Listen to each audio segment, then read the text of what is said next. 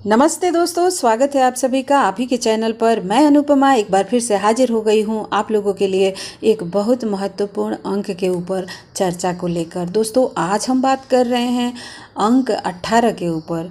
जी हाँ दोस्तों, आज का जो विषय है वो है 18 और हम 18 के ऊपर आपको बताने जा रहे हैं कि ये नंबर इतना स्पेशल क्यों है और किन किन चीज़ों के साथ इसका संबंध है।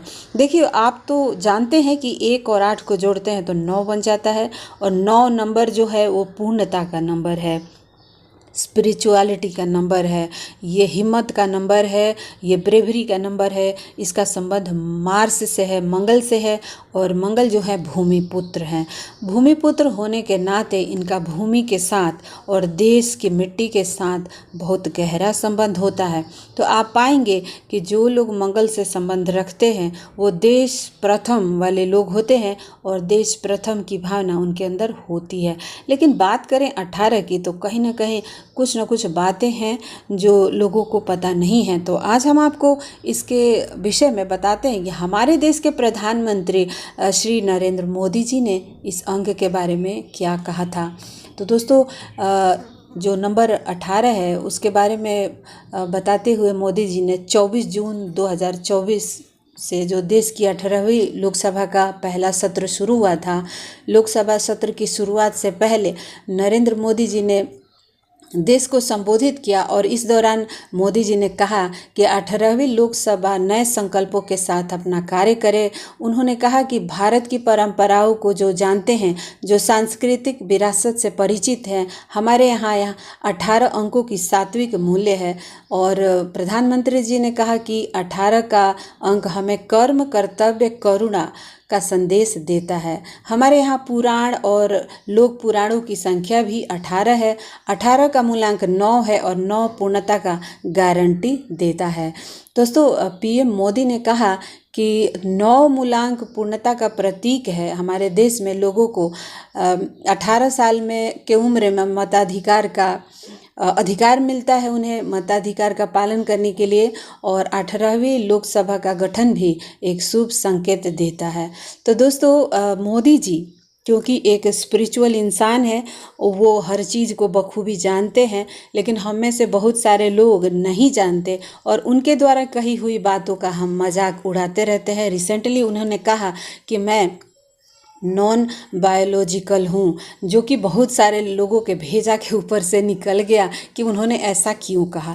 भाई, अब आप साधना मेडिटेशन करते नहीं हो, आपको स्पिरिचुअलिटी से कोई लेना देना है नहीं, आप पाखंड करोगे राजनीति में तो आपको कहाँ से पता चलेगा। अगर आप साधना करोगे तो आपको पता चलेगा कि एक साधक अपनी बॉडी से बाहर होता है और वो इस प्रकृति में ऑब्जर्व होने की क्षमता रखता है। वो एक शरीर नहीं रहता, वो एक ऊर्जा बन जाता है। और वो जो उन्होंने गहरी बात कह दिया वो बहुत सारे लोगों को समझ में नहीं आएगा और मेरे ख्याल से उन्हें कहना भी नहीं चाहिए था, क्योंकि बहुत सारी बातें हैं जो बालक या छोटे बुद्धि के लोग हैं उन्हें नहीं बताना चाहिए।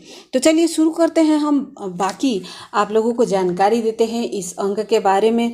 तो दोस्तों, मोदी जी ने कहा कि हमारे यहाँ 18 पुराण है और सनातन धर्म में, जिसे हम हिंदू धर्म कहते हैं, इस धर्म में 18 पुराणों का जो उल्लेख मिलता है वो धर्म से जुड़ी हुई सीढ़ियों की कुल संख्या भी बताता है, जिसके बारे में हम अक्सर सुनते हैं, और वो भी 18 है। जैसे अणिमा, लघिमा, प्राप्ति, प्राकम्य, महिमा, सिद्धि, ईशित्व, वशित्व, सर्व कामावस्या, सर्वज्ञाता, दूर श्रवण, सृष्टि, पर काया प्रवेश, वाक सिद्धि, कल्प वृक्षस्तु, संहार, क्षमता, भावना, अमरता, सर्व ज्ञान, सर्व न्यायत्व शामिल है। इसके अलावा दोस्तों 8 प्रकार की विद्याएं भी बताई गई हैं। 6 वेदांग और 4 वेद है। इसके साथ ही मीमांसा, न्यायशास्त्र, पुराण, धर्मशास्त्र, अर्थशास्त्र, आयुर्वेद, धनुर्वेद और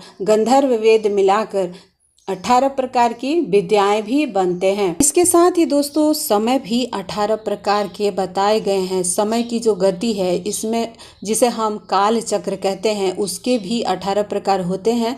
इसमें 1 संवंतर, 5 ऋतु है और 12 महीने शामिल है और ये सभी मिलाकर 18 प्रकार बनते हैं। और इसके साथ ही दोस्तों श्री कृष्ण और 18 की संख्या कैसे मिलता जुलता है, आइए जानते हैं। देखिए, गीता जिसके माध्यम से कान्हा ने मानव जाति को जीवन का सार समझाया, उसमें 18 अध्याय हैं और इतना ही नहीं, उसके अंदर जो श्लोक है वो भी 18,000 हैं। तो दोस्तों अब हम बात करते हैं माँ दुर्गा का 18 से क्या संबंध है। तो देखिए, माँ भगवती के 18 प्रसिद्ध रूप हैं। इसमें काली, तारा, छिंदमस्तिका, षोडशी, त्रिपुर सुंदरी, भैरवी, धूमावती, बगलामुखी, मातंगी, कुष्मांडा, कात्यायनी, दुर्गा, लक्ष्मी, सरस्वती, गायत्री, पार्वती, श्री राधा, सिद्धिदात्री और भगवती शामिल है। साथ ही माँ भगवती के 18 भुजाएं भी हैं। तो दोस्तों सांख्य दर्शन में 18 का महत्व है और सांख्य दर्शन में मनुष्य, प्रकृति और मन के अलावा 5 महाभूत है, जैसे पृथ्वी, जल, वायु, अग्नि और आकाश। 5 ज्ञानेंद्रियां हैं, कान, त्वचा, आँख, नाक और जीभ।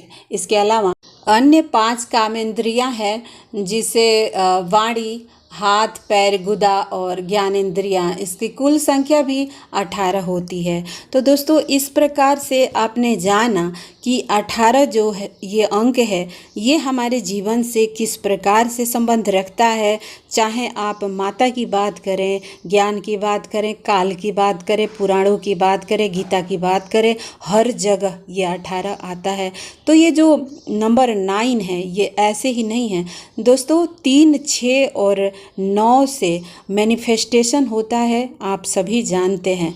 3, 6, 9 जो है वो भी आप काउंट करेंगे तो 9 पर ही आता है। तो कुल घुमा फिरा के अगर आप सृष्टि को देखें तो 9 के ऊपर आके समाप्त होता है और 9 से शुरू होता है। तो इस तरह से नंबर 18 का ये संबंध जो हमें मोदी जी ने समझाया, आपको कैसा लगा और मुझे बताइएगा। पसंद आए तो वीडियो को लाइक कीजिए, चैनल को सब्सक्राइब कीजिए।